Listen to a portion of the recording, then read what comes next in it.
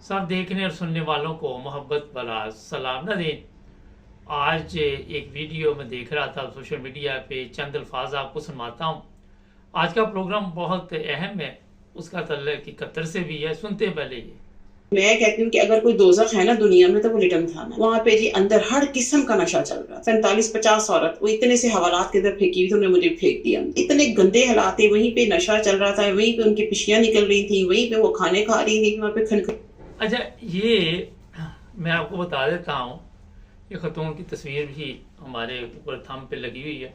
PTI की खतून है। आज बात करेंगे कि जो आजकल एक नया इमरान खान के ऊपर केस डाला जा रहा है, वो आप सबके इल्म में है कि जो ढाका में हालात हुए थे, वो रिपोर्ट जारी हुई। वो रिपोर्ट जो है बाजार में भी बिक्री, मुझे भी किसी ने भेजी हुई है, अभी मैंने पूरी पढ़ी नहीं।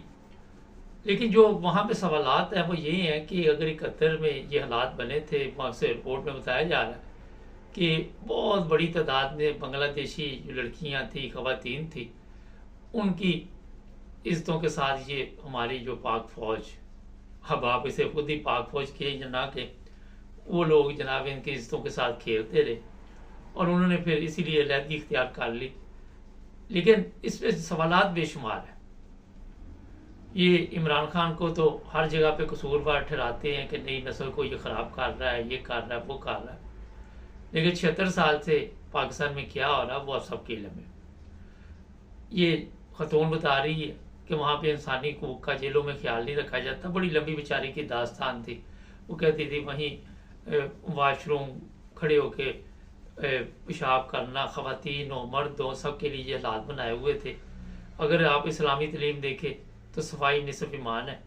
और जेलों की ये हालत बना के मकसद ये होता है कि एक जगह पे 40-50 खवातीन जो है वहाँ बंद कर दी। ये भी नहीं देखा कि कोई नशई है, कोई शरीफ औरत है, कोई बदकार है, जो भी है सब उन्होंने कहा एक जगह फेंको, मिट्टी डालो। इसलिए मैं बता रहा हूँ कि 71 में जो हालात बने, उसके बाद उस वक़्त भी जो हमारे उलमा थे वो बिल्कुल उन्होंने कोई बात नहीं की। ना कभी जमात इस्लामी ने इस बारे में बात की, ना दूसरे उलमा थे उन्होंने आके इस बारे में बात की। इनको पता था कि ये सारा कुछ हो रहा, और ये खामोश रहे, ये बिल्कुल खामोश रहे।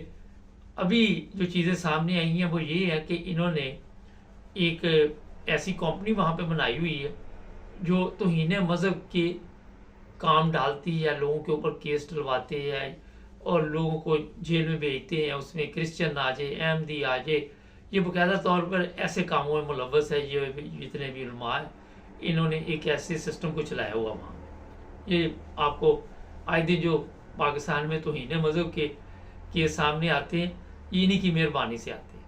इन्हीं के वो करिंदे होते हैं, इन्हीं के वो आप कह सकते हैं कि जो भी इन्होंने काम के लिए, इस काम के लिए रखे हुए हैं, उसमें सियासतदान भी हैं और ये भी हैं। इन्होंने मिलकर तो इन्हें मज़हब का एक ऐसा ड्रामा पाकिस्तान में रचाया हुआ है।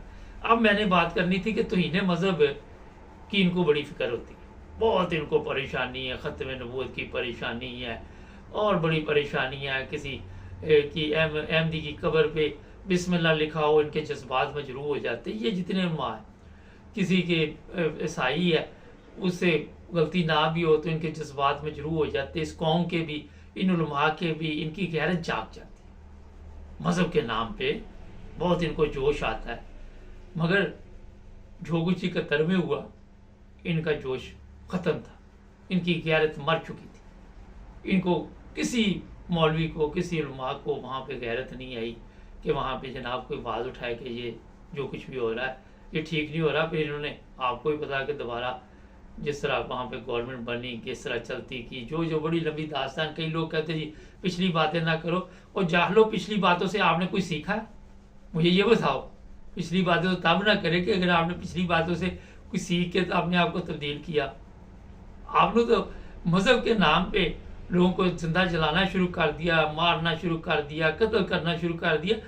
मगर जहाँ पे हालात आज ये हैं, जिस तरह ये औरत बता रही है, जेलों से औरतों को सप्लाई किया जाता है, जेलों से औरतें कहाँ जाती हैं ये सबको पता है।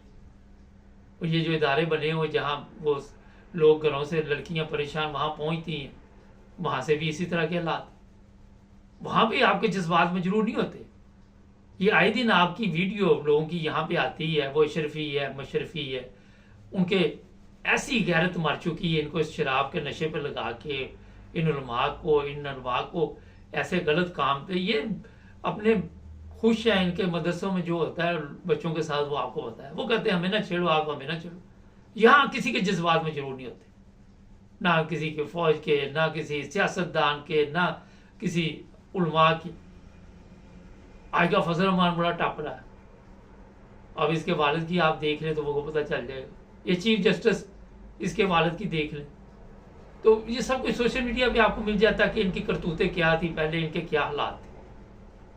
बाद में इनको ये सब कुछ इसलिए दिया गया कि मुंह बंद रखो, जो हम करते करने तो, जो तुम करना वो करते रहो, जहां मर्जी तुम भी कब्जा कर लो, हम भी कब्जा कर लें, जिस मर्जी औरत को उठा लें, जिस मर्जी बच्ची को उठा लें, जो मर्जी हम करें, आपने हमें नहीं पूछना, हमने आपको नहीं पूछना। इसलिए तो ये उलमा बोलते नहीं है, इसीलिए तो ये सियासी पार्टियों के हक में आके बातें करते हैं, इसीलिए तो ये जर्नैलों के हक में आके बातें करते हैं। ये तमाशबीन जो लोग हैं, आप समझते हैं कि इनके इस्लाम का इल्म है, इनको इस्लामी तालीमात का कोई इल्म है? अगर इनको ये पता नहीं है कि यहाँ पे लोगों के साथ, औरतों के साथ जेलों में क्या होता है, सबको ही पता है, मगर वहां पे इनका इस्लाम जो वो नहीं जागता। इस्लाम वहीं पे जागता है जहाँ पे ये देखती है कि कुछ कमजोर, और इन्होंने अवाम को बेवकूफ बनाया होगा, इनको खुद कुछ दिलचस्पी नहीं इस्लाम से। ये इस्लाम की हालत होती है जहाँ पे ना जर्नैलों की गैरत है, ना जहाँ पे सियासतदानों की गैरत है, सब चोर दरवाजे से पार्लियामेंट में आके बैठे हुए हैं, किसी की गैरत गवारा नहीं करती। इमरान खान को जेल में डाला हुआ, उसने 2-4 इस्लाम की बातें क्या कर दी, इनके लिए मुसीबत बन गई कि यार ये तो हमें ले देगा। मौलवियों के लिए मुसीबत बन गई, इनके लिए मुसीबत बन गई, सियासतदानों के लिए, जर्नैलों के लिए।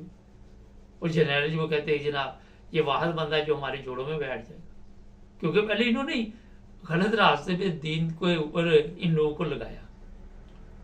अब कोई दीन की बात इमरान खान जैसा करेगा तो ये कह दे कि जनाब ये गद्दार है, ये यहूदी जंट है, ये फलाना जंट है, ये फलाना जंट है। मगर ये जितने लोग पार्लियामेंट में या आपके वहां पे बैठे हों वो सारे ही समझ के होंगे आप, निजामुद्दीन, क़यामुद्दीन, जो भी बैठे हुए वो सब किसके जंट है? वो पाकिस्तान के कोई मुखलिस हैं। आप किसी जगह चले जाएं, आपको कोई ऐसी जगह नहीं मिलेगी जहाँ पे आप सुकून के साथ अपना काम करवा लें। जाएं यहाँ से पाकिस्तान एयरपोर्ट से आपके लिए जिल्लत रसवाई शुरू हो जाएगी। ये PIA चलानी थी, यूरोप ने कहा नहीं इधर नहीं आएगी। इनको पता है ये 2 नंबर हरामखोर पायलट है, 2 नंबर PIA, ये वो। ये यूरोप में कहाँ जाने देते, बड़ा शोर था कि PIA को यूरोप में लाने की हम कोशिश करें। उनको पता है ये इनकी करतूतों का।